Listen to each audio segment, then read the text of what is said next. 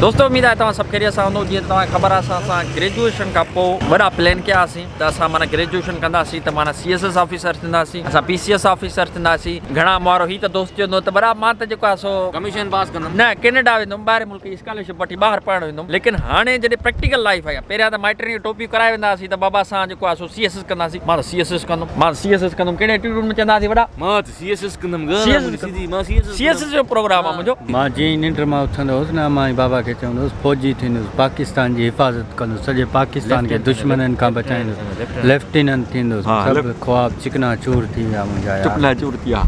माना चवण जो मक़सदु इहो आहे त असां ग्रेजुएशन खां पोइ माना हाणे रियल लाइफ में प्रैक्टिकल लाइफ में आहियूं त असांखे सॼी ख़बर पइजी वई त लाइफ कीअं आहे। पहिरियां त हवालु हणी वेंदा हुआसीं माइटनि खे त बाबा असां जेको आहे सो ग्रेजुएशन कंदासीं, CSS जो प्रोग्राम आहे या असां अब्रॉड वेंदासीं। लेकिन हाणे जॾहिं महिल प्रैक्टिकल लाइफ में आहियूं त असांखे ख़बर आहे त सेकंड स्टेप असांजो CSS आहे। ऐं टियों ॾींहुं भाऊ CSS जो सिलेबस खोलियो उस्ताद, माना छा पियो अचे थो?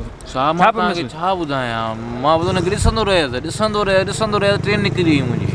ट्रेन निकिरी स्टेशन ते वेठो मां न, स्टेशन ते किताब खोलियाई। मतिलबु जंहिं महिल असां सिलेबस 12 सब्जेक्ट खोलियासीं त ख़बर पई त बाबा वॾो जान ॾुखियो आहे। चवणु सवलियो आहिनि, पहिरियां टोपियूं कराए वेंदासीं। हाणे त ख़बर आहे न माइटनि खे त बाबा हींअर CSS कंदो त बाबा तयारी करणु शुरू कर। ऐं तयारी शुरू करणु माना हिकिड़ो वॾो असां लाइ डिफिकल्ट टास्क आहे। इन जे करे असां नौजवाननि खे इहा अपील था कयूं त तव्हां यूनिवर्सिटी में जेके प्लानिंग कंदा हो, पहिरें सेमेस्टर में जॾहिं ईंदा हो तव्हां चवंदो त मां यूनिवर्सिटी में पढ़ंदुमि, गॾोगॾु मां CSS जी तयारी कंदुमि, कुझु बि कोन थींदुमि। हवाल तो इहे सभु हवाल प्रोग्राम असां बि कंदा हुआसीं। इहे हवाल केतिरा कंदा। मां त उते बाबा ॾींहुं ॾिठे वज़ीर आज़म थींदुमि, हीउ मुंहिंजो वज़ीर हूंदो, हीउ मुंहिंजो ख़लीफ़ो थींदो।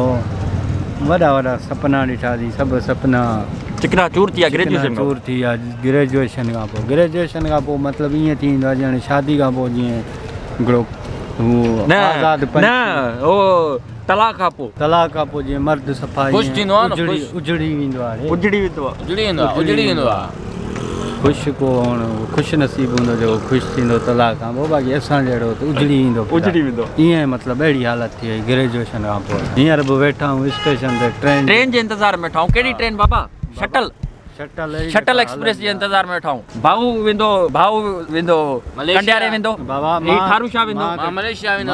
ट्रेन जे इंतज़ार में इन में आसरे में आहे त मुंहिंजे ख्वाबनि ताईं मूंखे उहा ट्रेन पहुचाइणी। ख्वाबनि चढ़ी विहारींदोमांसि। आवामी एक्सप्रेस में वञा न, स्टेशन घणी अथई। किथे न किथे ख्वाब पूरा थींदा। हा हू कॾहिं न भाउ हेॾे मोट पोइते ट्रेन हेठां अची ख़ुदकुशी थो करी। हा यार राॻो मुंहिंजो इहो आहे, ट्रेन जे मथां थो चढ़े, ट्रेन की ख़ुदकुशी कराईंदो लॻे थो। बाबा दादा पाण ट्रेन जे मथां चढ़ूं। मां जॉब था ॾियूं, ट्रेन खे ख़ुदकुशी करायूं।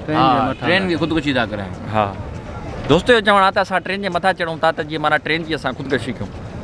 तव्हां सम्झी था सघो त ग्रेजुएशन खां पोइ हिकिड़ो नौजवान जी छा हालत आहे जो अॼु असां ट्रेन खे ख़ुदकुशी करण ते मजबूर कयो आहे।